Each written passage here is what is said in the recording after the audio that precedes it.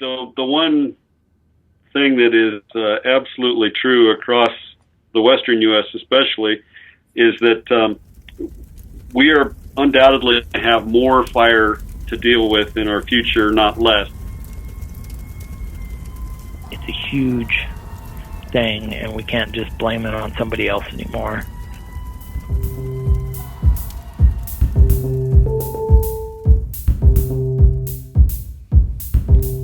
I'm Caitlin Burford, and today we are going to take a look at smoke management at all levels. This episode was produced as a part of the Southwest Fire Science Consortium, a way for managers, scientists, and policymakers to interact and share science. As the state of California experienced the Mendocino Complex fire, the largest in modern California history, it seemed as though smoke was on everybody's mind this summer. And from the looks of it, our future is probably getting a lot smokier. Just as the wildfire season is lasting longer in the West, scientists are warning of longer and harsher smoke seasons. In this episode, we'll hear from 4 different fire experts about smoke impacts and mitigation efforts across the country. So let's get started. Scene 1, Up in Smoke. My name is William Basie. I work in Albuquerque, New Mexico with the U.S. Forest Service. I'm the Regional Fuels Specialist. William oversees pretty much all of the forest in Arizona and New Mexico, everything from wildfires to prescribed burn programs, or essentially the fires that aren't supposed to be there and the ones that are. He works as an air resource advisor, which is exactly what it sounds like. He advises people from the public to firefighters on the ground about air quality during a fire, whether it's a wildfire or a prescribed burn. As an air resource advisor, smoke isn't just part of his job, it is his job. When I first got into it, I was just like, okay, this is really important. Started talking to the public, and then I started realizing smoke just doesn't disappear after it goes up from your fire and away. And doesn't disappear after a mile or two. In fact, smoke sometimes travels hundreds of miles. William told me that a couple of years ago, when some major forest fires were burning up in Canada, the smoke traveled all the way to Albuquerque. Smoke can have major health impacts, and it's hard for some people to grasp the far-reaching effects forest fires can have. It was hard for me to believe at first.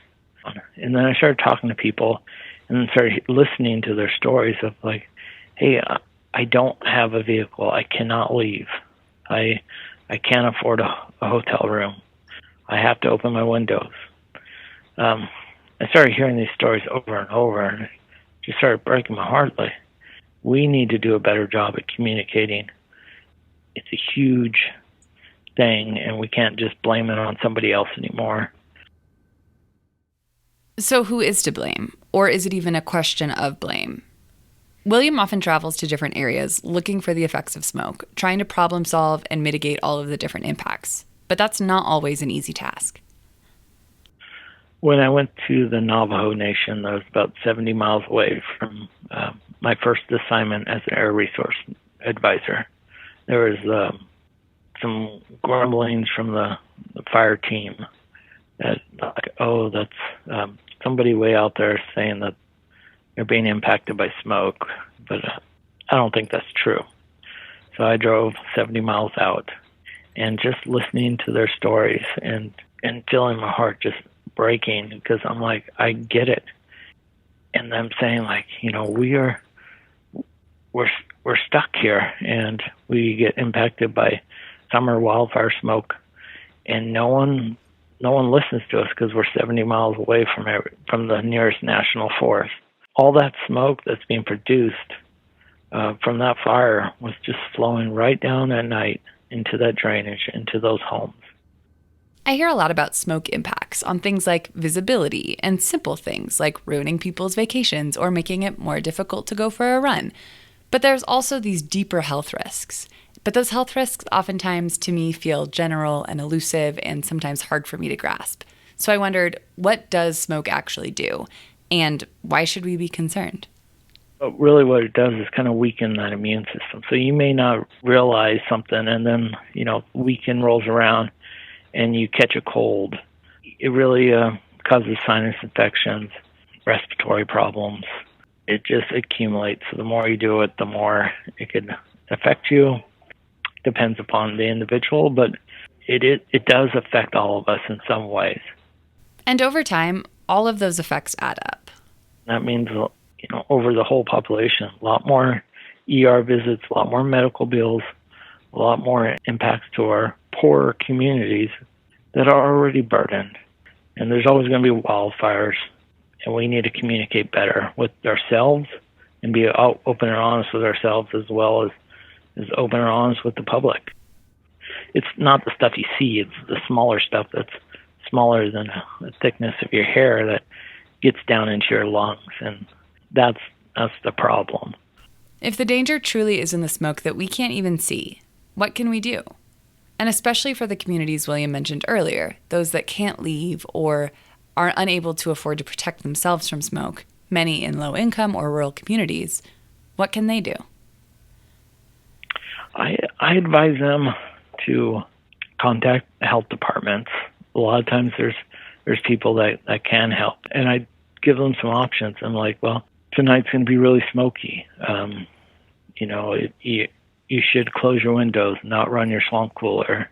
And I understand it's going to be hot and stuffy in your house, but just kind of help, just give them advice. William works as an air resource advisor. That means he's monitoring smoke, updating the fire management teams, working with the state health departments and air quality departments to manage this whole network of smoke information. And he's trying to get that information out to the public as best he can. Basically messaging what the smoke is doing, where it's going, and who it's going to impact. So that's where the daily smoke report comes in. So basically, it is a map, and we usually set up smoke monitors so that we could get scientific readings from smoke. So that's where all the color coding comes in. The green, the orange, the red, the purple, all color-coded and attached to numerical readings. We work very closely with the public information officer assigned to the fire. Will hasn't always paid attention to smoke. He spent 22 years as a firefighter, and for a long time just dismissed it as part of his job. Well, I started about 22 years ago as a firefighter, and I remember just being a young guy, having to hold the fire line and just standing there in smoke. And then I couldn't breathe because just standing there, and this would be season after season. And this happens a lot to our firefighters too. And what we're seeing is a lot of times it's just when they're really in heavy smoke, when they're breathing large concentrations, they're constantly getting sick. And what I tell firefighters is, stay out of the smoke the best you can, because it may not hit you today, but it may hit you in 3 or 4 days when you go home to your family. William proposes that fire crews need a mindset change when it comes to smoke impacts. It is hard to change the mindset of the firefighters, because when I tell them, first thing they do is laugh, and they're like, oh, smoke's part of the job. What we're seeing is a lot of firefighters are never getting that breath of clean air. The challenge is really getting the message out. Just a little change in behavior can really benefit you. So now that I've come to terms with the effects of smoke, it seems like wildfires are something I want no part of. But my concern over fires is what a lot of experts are actually trying to combat. We've grown up with this message that fire is bad, and it definitely can be. But what about that good fire? The fire that replicates the natural patterns of nature and could actually help restore our forests. Which brings us to scene 2, the burn boss. My name is Luke McCarty. I'm the detailed battalion chief for the Espanola Ranger District on the Santa Fe National Forest for the U.S. Forest Service. That's Luke Bacardi. You'll have to bear with me here because the audio quality is a little rough. Actually, when I talked to Luke, he was on a fire in Taos, New Mexico. Luke's a detailed battalion chief, or more informally, a burn boss. He works on prescribed fires, or forest fires set on purpose, for a whole range of things. Burning off extra fuel to mitigate uncontrolled wildfires, forest management, prairie restoration, you name it, the list goes on. It's a totally different thing, you know what I mean? Because wildfires, they're an emergency natural disaster sort of situation where a prescribed burn, the liability changes, and it's like if I'm a burn boss, the liability's on me. I put my name on that I'm doing it. So it's a little more difficult to get done. There's a lot of public interest in it and objections to it and what have you. And so it's harder to get the work done on the prescribed fire side. But in my view, if we could burn the entire forest on our terms, we'd see a lot less of these giant fires. As a burn boss, Luke has a tough job. While we typically think of fire crews as putting out fires, Luke starts them. And there's a whole lot of public misinformation and overall suspicion of prescribed burning. I asked Luke, if fire is healthy and ultimately can prevent large-scale wildfires, what causes all of the public pushback? I think just an overall distrust by the public in federal land management or the federal government in general.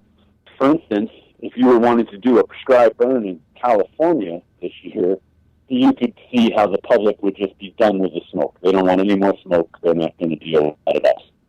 So they don't want to prescribe burn because they've been eating smoke for months. So it's a hard sell.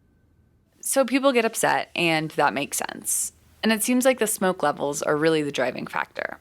While prescribed burning takes careful account to minimize smoke, doing things like looking for weather patterns and windows where the smoke will blow away from town, the public doesn't always realize or see that.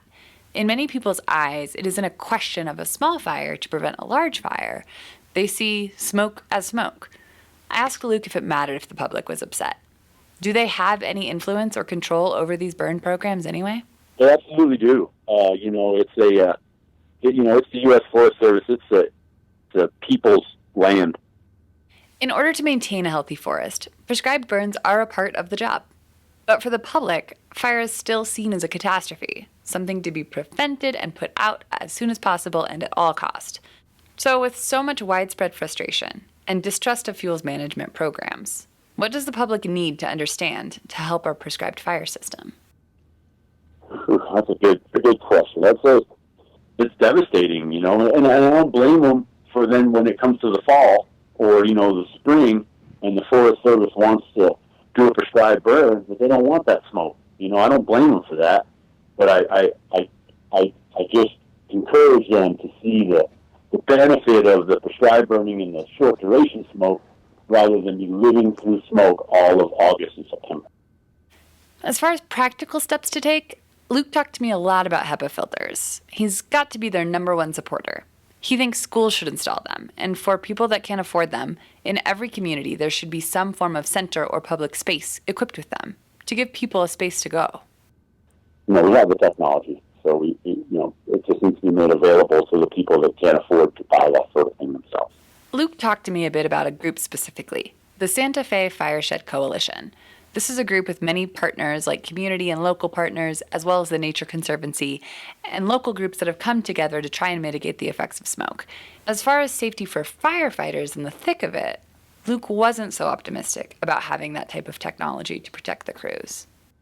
There is no real way for the firefighters to get clean air. Like a little paper mask or a bandana ain't really buying you much. Luke said that's something he doesn't think many people realize, that firefighters are breathing smoke no matter what. And there's ways to mitigate that, but no way to avoid it. And taking firefighter safety into account means that we have to think about fighting fires completely differently. Our tools are the people on the ground. So you got to weigh that value against whatever else is the fire in the fire's path. It may seem naive, but before I did all of these interviews, I was one of those people that thought forest fires should be put out immediately and as quickly as possible. But realizing that that isn't the case, and that if firefighters are asked to put their lives on the line, we're asking a lot, and maybe some of these fires should continue to burn. In our next segment, I'll talk with someone who feels similar. Scene 3, the Grand Canyon. My name's Kirby Lynn Shedlowski, and I'm the Public Affairs Officer for Grand Canyon National Park. So Kirby juggles a lot. From talking to congressional representatives to international tourists, she has to make sure her messages are clear and accurate and reaching an incredibly wide variety of audiences. And communicating fires in the Grand Canyon is no small task. When I talked to Kirby, there were 3 different fires burning on the North Rim.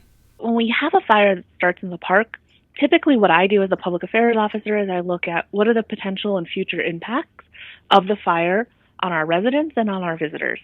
Visiting Grand Canyon is a once-in-a-lifetime experience for many people, and so we have to keep that in mind when we are dealing with fire during fire season.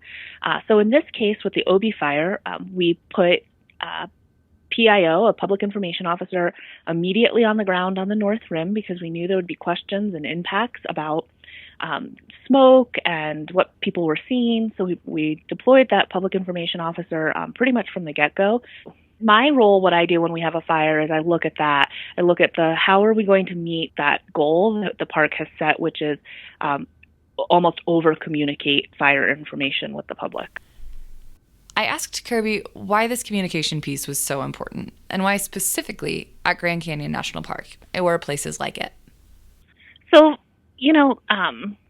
smoke really impacts the community from the rim to the bottom of the canyon. And so for our office and for the park, it's just really important that we stay engaged and we stay in front of smoke and helping people understand. And also really important to help people understand that, there may be smoke, but we're not going to put people's lives at risk to reduce smoke impacts. We're not going to put firefighters at risk just to make smoke go away. We want to make sure that we're getting the ecological benefits of a fire, but we also want to make sure that we're protecting our public and we're protecting our firefighters. And so that communication piece is really helpful in helping making sure that we're protecting the public too, again, for those health reasons. In the interview, Kirby raised some of the same points as Luke did about putting firefighter safety at the forefront and why communicating that information to the public is so important. And when you explain it, people are like, oh, that's what's important to us, is just making sure that we are providing the information to people and so that they can walk away and understand the landscape that they're in. I asked Kirby, what is the most meaningful aspect of her job? Why is this communication piece so very important to her? I think what stands out is times when visitors are standing on the rim of the Grand Canyon and you can see that there's a look of disappointment or anger or frustration because the canyon may have smoke in it, or they're seeing a large smoke column on the opposite rim. But when we as fire information officers, public information officers, take the time and share information about, wildfire, fire-adapted ecosystem, firefighter safety as a number one, and public safety as a number one priority. And then while they still may be a little disappointed, it's something that with time and education, people can appreciate the longer-term benefits of fire versus the immediate impact of smoke. For lots of fire crews, this job isn't temporary. It's a lifelong fight for fire prevention, and it's people's enduring passion for their entire careers.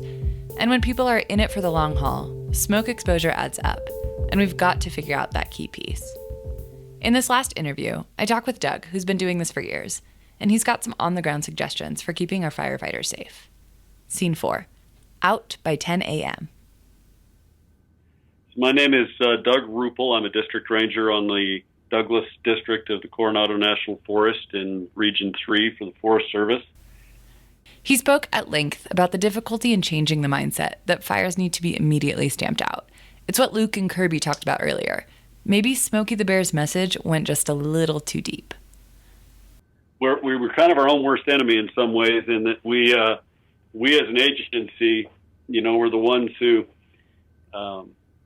convinced the public that we needed to put all these fires out, and that was what the public wanted every fire put out. At one time, it was by policy by 10 a.m.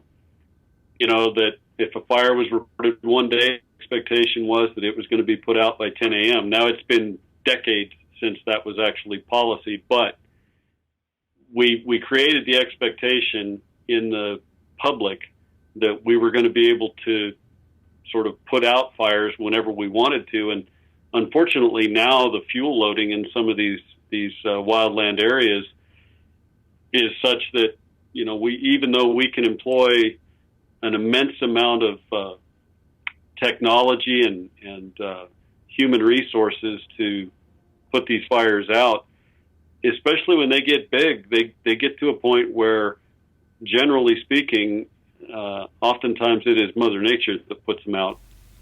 As a district ranger, Doug has a twofold role.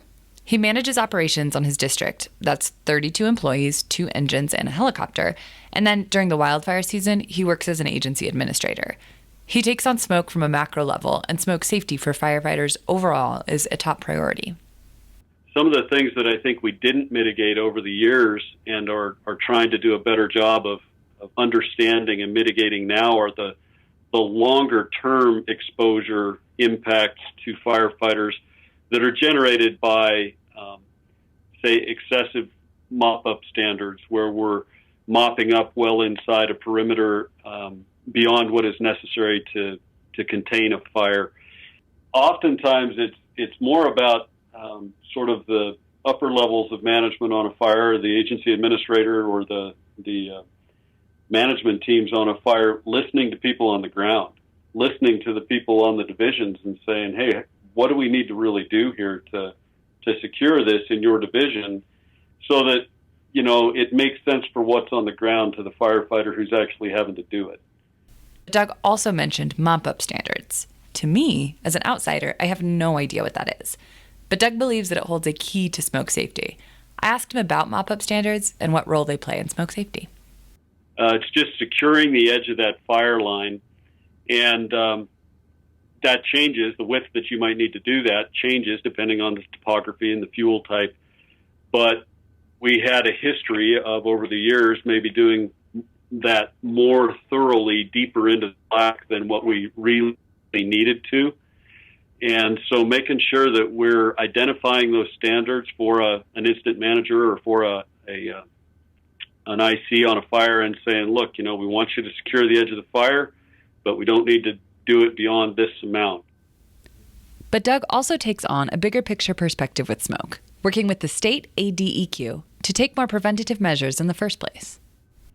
So Arizona Department of Environmental Quality is the entity at the state level that actually tracks and works with us to try and mitigate smoke impacts. And so when we have an opportunity to do a large burnout operation, or if we're doing a prescribed fire especially, we're going to go to Arizona Department of Environmental Quality and to get their permission to do an ignition. During a wildfire, those burnout ignition operations are driven by the needs on the ground. But certainly during a prescribed fire or any kind of planned event, we're going to be working with the state Arizona Department of Environmental Quality to get their permission to ignite. But what happens when wildfires and prescribed controlled burns go hand in hand? Doug spoke about the lizard fire that burned near Wilcox, Arizona, affecting the community for a good part of the summer with smoke. Then, come fall, that area needed prescribed burning, essentially doubling up on the smoke in the area.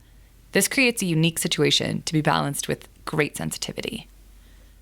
In that same community, we actually have a prescribed fire plan going forward right now, both a fuel thinning operation that's going on that will involve some pile burning, as well as some broadcast burns that will happen over subsequent months.